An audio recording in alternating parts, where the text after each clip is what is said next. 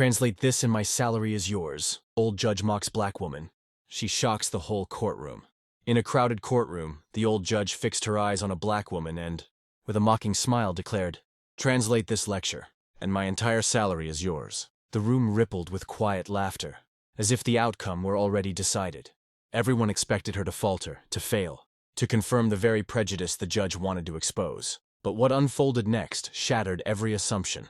In the span of minutes, the courtroom would witness not just a translation, but a revelation so powerful it would silence centuries of arrogance and leave even the highest seat of justice in stunned disbelief. The trial had already drawn attention long before the judge spoke those words.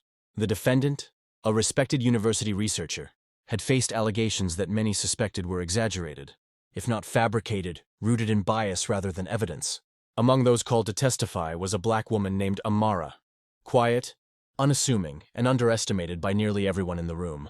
Amara wasn't a lawyer, nor did she come from wealth or prestige. She was a linguist, an expert in languages and cultural history, often overlooked in academic spaces, where her contributions were dismissed or downplayed. For years she had endured subtle slights and open mockery. Yet she continued her work with grace and quiet determination.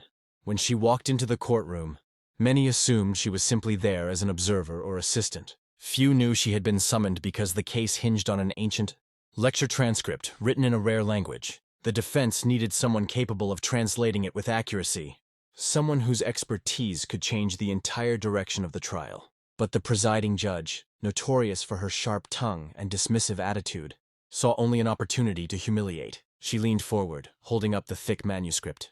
"Translate this," she sneered, her voice dripping with sarcasm. "And my salary is yours." The spectators chuckled, whispering to one another, already certain of the outcome. What they didn't realize was that Amara had spent her entire life preparing for this very moment, and the silence that followed her opening words would transform the courtroom into something no one expected. Not a stage for humiliation, but a battleground for truth. Amara stepped forward, her posture calm but unyielding. She placed her hand on the manuscript, its pages filled with dense script that seemed impossible to decipher. The audience leaned in, expecting hesitation. Instead, her eyes moved steadily, her lips forming the first words of the translation with confidence. At first, there was a hush of disbelief. Her voice flowed smoothly, unraveling lines of ancient wisdom that spoke of justice, equality, and the moral duty of those in power to protect, not exploit, the vulnerable. The irony was lost on no one. The very document, the judge, had mocked her with contained a philosophy that condemned arrogance and upheld dignity for all. Gasps echoed through the courtroom. The prosecutor shifted uneasily.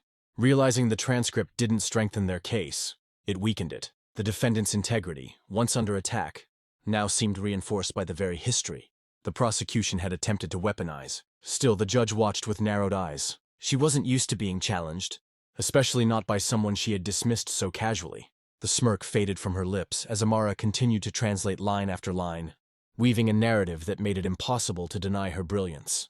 The tension built with every word. The jury, initially indifferent, now hung on her voice. The spectators leaned forward in rapt attention, no longer mocking but mesmerized. Even those who had quietly shared in the judge's prejudice felt the weight of shame pressing against their silence. For Amara, this was more than an academic exercise.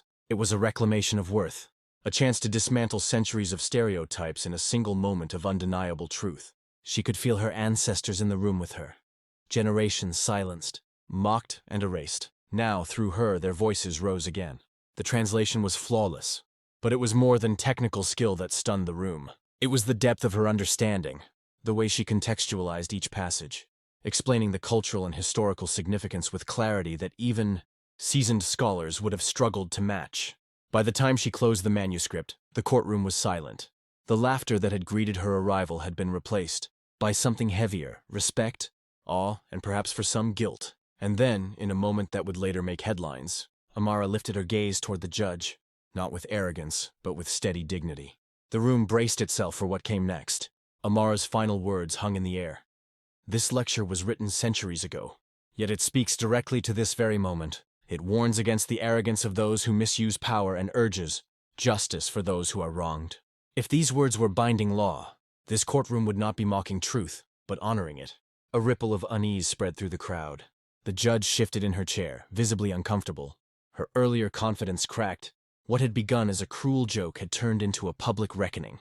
The silence was broken not by laughter, but by the sound of pens scratching across notepads, reporters capturing every detail. The jury's expressions had changed entirely. They no longer looked at Amara as a target of ridicule, but as the very voice of reason in a room clouded by bias. The defendant, who had sat quietly watching, now seemed almost vindicated without a single lawyer's argument. Amara's translation had done more than prove her expertise. It had dismantled the very foundation of the case. The judge, cornered by her own arrogance, tried to reassert authority. "That will be enough," she said, her voice trembling with a frustration she could not conceal. But it was already too late. The courtroom had seen the truth, and there was no unseeing it. At that moment, the scales of justice shifted. The courtroom, once a stage for humiliation, had transformed into a mirror, reflecting the deep-rooted prejudice of its own institution.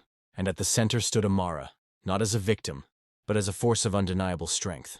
The climax was not in her translation alone, but in what it revealed: the hypocrisy of a system that sought to belittle her, and the unshakable truth that brilliance cannot be silenced by mockery. When the session adjourned, the murmurs of the courtroom echoed beyond its walls. News outlets quickly spread the story. A judge's attempt at humiliation had backfired spectacularly, leaving her credibility in question. Legal scholars praised Amara's flawless translation, while activists pointed to the moment as a striking example of how prejudice continues to infect even the highest levels of justice. For Amara, the victory was not about fame or recognition. It was about reclaiming dignity, not only for herself, but for every person who had ever been told they were less, mocked for their skin, or underestimated because of where they came from. The defendant was acquitted, his reputation restored, but the true impact of the day lay in the symbolism.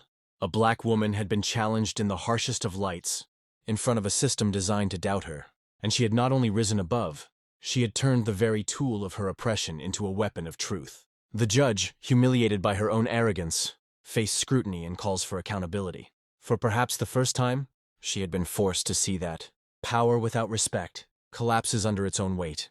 As Amara left the courthouse, cameras flashed and voices shouted questions, but she walked quietly, her head held high, her silence louder than any speech. The world had witnessed the moment. The message was clear. Brilliance knows no color, dignity needs no permission, and truth, once spoken, cannot be mocked into silence. And so the question remains: how many more Amaras will it take before the world finally learns that prejudice is not strength, but weakness disguised as power?